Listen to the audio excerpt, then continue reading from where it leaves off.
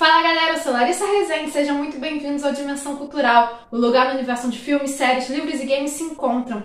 E hoje nós vamos viajar por uma galáxia muito distante para falar sobre The Bad Batch. A nova temporada de The Bad Batch já estreou no Disney Plus e os 2 primeiros episódios já apresentaram ao público aquele tom familiar das histórias da Força Clone 99, né? Aquele estilo mais aventureiro misturado com uma certa comédia, com um certo tom cômico, já que o primeiro episódio começa com a Força Clone 99 justamente terminando uma missão que assim não saiu exatamente como planejado, mas que no final das contas deu certo.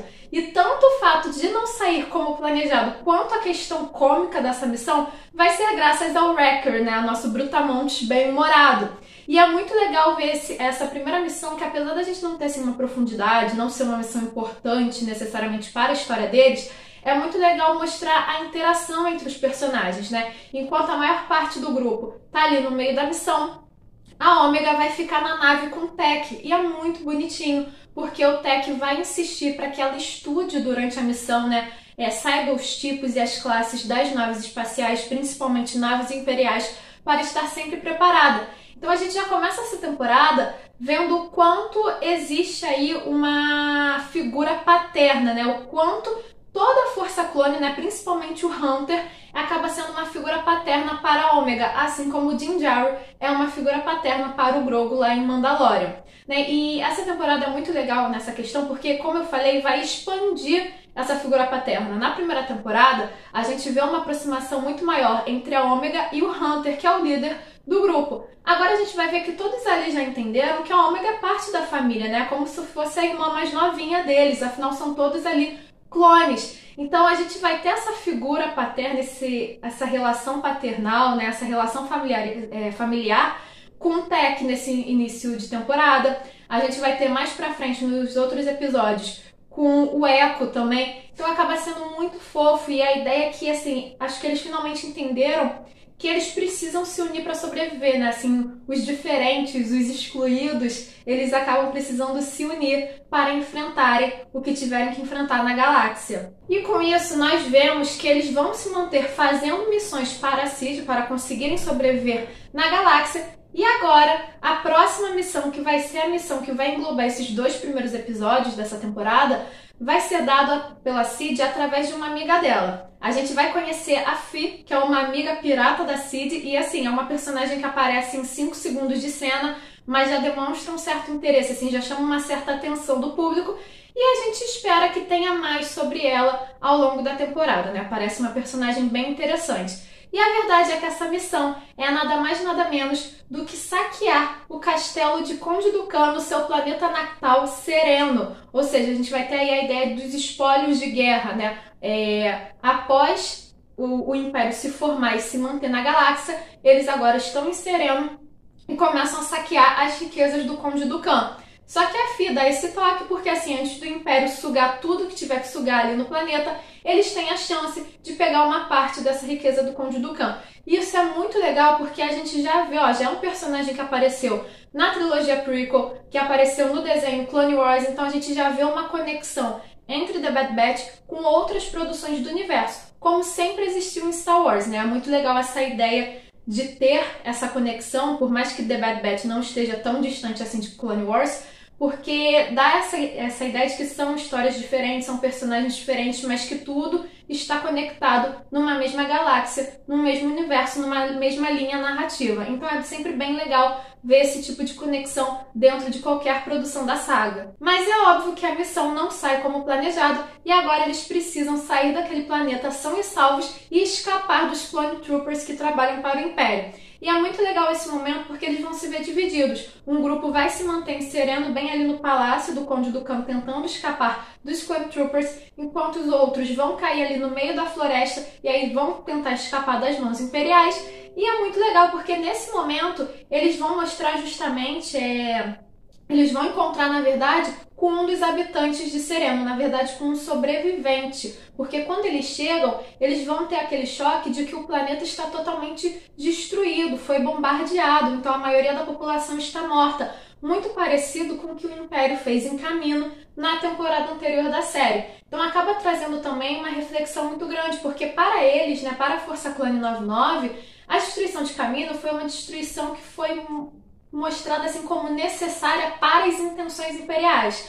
Vamos apagar Kamino ali para não termos testemunha do que estamos fazendo, para que ninguém mais saiba dos segredos de todo o processo da clonagem. E ok, eles não tinham ainda consciência de que o Império poderia ter esse nível de destruição em qualquer planeta simplesmente por domínio, por capturar as suas riquezas, né? E a gente pode até dizer que foi assim um início dessa selvageria, dessa violência do Império, o início um tanto quanto cedo, né? Porque a gente está falando de uma época em que o Império praticamente acabou de se formar. E eles vão manter a civilidade, né, esse estilo civilizado deles, somente dentro do Senado com os políticos, né? A gente vê que a ação do Império em outros planetas é uma ação completamente selvagem, completamente violenta. E quando a gente encontrou esse sobrevivente, é muito legal também o fato deles julgarem, a ideia de julgar o livro pela capa, né? Acho que esse sobrevivente de Sereno, ele vai ensinar para os personagens, para os protagonistas, que não se deve julgar o planeta nem os seus habitantes somente pelas atitudes de Conde Dooku.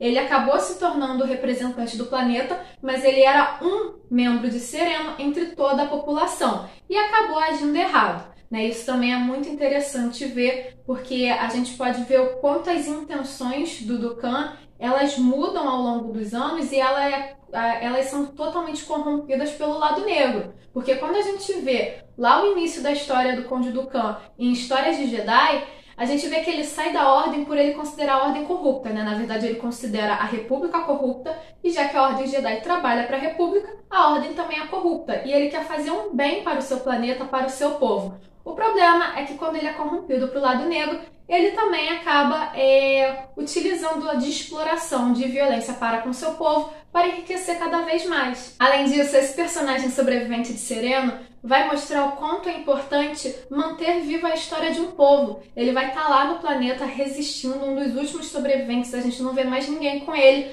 mas ele está ali para tentar consertar um equipamento, né, uma máquina, que é ali que mantém preservada a história de todo o planeta Sereno. Então é muito legal essa consciência também, a questão de valorizar a sua própria história, de não deixar a história morrer, na verdade de defender a verdadeira história, a verdadeira postura de um povo diante de uma fama muito mal formulada, né? Uma fama criada para o resto da galáxia por conta de uma pessoa que fez atitudes ruins. Então isso acaba sendo muito legal também. E ele também vai lembrar aos clones, né, a Força Clone 99, que eles podem ser soldados, mas que eles também são pessoas e que eles precisam de momentos mais tranquilos, momentos de diversão e principalmente lembrar para a Ômega que ela é uma criança, né? Eu acho que acaba sendo uma interação muito interessante, porque por mais que ele lembre para os clones adultos que a Ômega é uma criança e que eles precisam tratá-la como uma criança de vez em quando e não só como um soldado,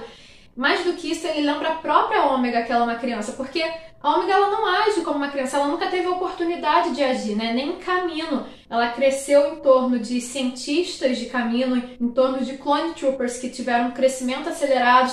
Ali ela era um experimento científico, ela nunca foi uma criança. E o fato dele entregar para ela um caleidoscópio, um brinquedo, e o quanto ela ficou encantada com aquilo, já tem todo um simbolismo, acaba sendo assim um momento muito sensível e muito bonito desses primeiros episódios da série. Mas é claro que nem tudo são flores, e apesar dos protagonistas conseguirem sair de Sereno são e salvos, essa missão não vai sair exatamente como planejado. Na verdade, essa missão serviu para mostrar para o Império que a Força Clone 99 ainda está viva, que eles conseguiram sair de Kamino. E obviamente que isso vai ser uma preocupação aí para o Almirante Rampart, que agora vai fazer de tudo para persegui-los, até porque, né, o Almirante Rampart ganhou uma certa moral aí por ser responsável por toda a missão ali, por acreditar, por anunciar para o Império que os clones tinham sido mortos, né? Então ele vai fazer ali nesse momento justamente o que qualquer membro do Império faz, né, tentar salvar a própria pele. Ou seja, ele vai pedir para os Clone Troopers mentirem no relatório, falsificarem o relatório. Quando o líder daquele esquadrão se negar a não cumprir o seu dever, a falsificar o seu trabalho, o Almirante Rampart vai lá e mata esse Clone Trooper, né, porque os clones para o Império são completamente substituíveis. e assim ele vai guardar esse segredo de que a Força Clone 99 está viva e vai tentar, né? A gente entende que ele vai tentar perseguir por conta própria para que não chegue a níveis mais altos do Império, ou seja, a gente está falando, na verdade, do Tarkin, né? O Tarkin é citado nesse momento, que ele sabe que se o Tarkin ou até pessoas do escalão maior do que o Tarkin souberem, ele já era ali, né? Então ele vai tomar a decisão que qualquer membro do Império toma, que é passar por cima de qualquer coisa, qualquer tipo de honra para salvar sua própria pele, né? A honra ali no Império não rola. Com estilo de aventura cômica, esses 2 primeiros episódios de The Bad Batch foram episódios introdutórios somente para orientar, para localizar o público dentro da história,